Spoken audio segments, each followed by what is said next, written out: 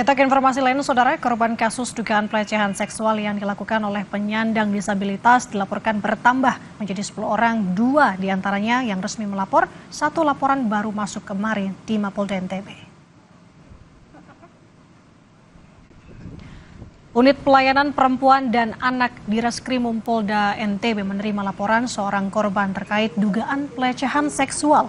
Komite Disabilitas Daerah NTB menyebut 2 orang melaporkan tersangka atas kasus yang sama. Bahkan Komite Disabilitas Daerah mendapatkan laporan 10 orang yang telah didampingi karena menjadi korban tersangka. Akhirnya karena biasa, bagus bisa makan. Itu kan ketika kasus ini berkembang begitu ya, menjadi viral, ternyata yang di luar dugaan kita awalnya hanya berusaha untuk mendampingi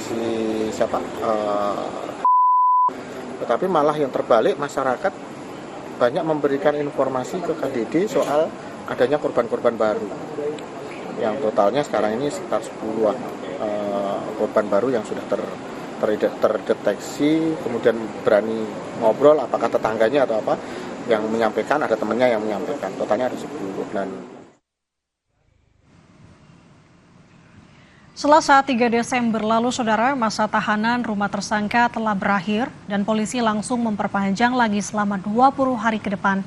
Hal ini dilakukan karena bersamaan dengan jumlah korban yang melapor dengan aduan yang sama ke Polda NTB menjadi 2 orang. Sekarang kan berkasnya sudah di tahap pertama. Tahap pertama, iya, P19 ya Pak?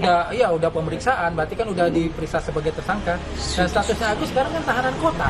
Tahanan rumah ya? Tahanan rumah. Sampai tanggal berapa Pak? Habis hari ini. Hari ini? Perpanjang. Oh, akan diperpanjang ya Pak?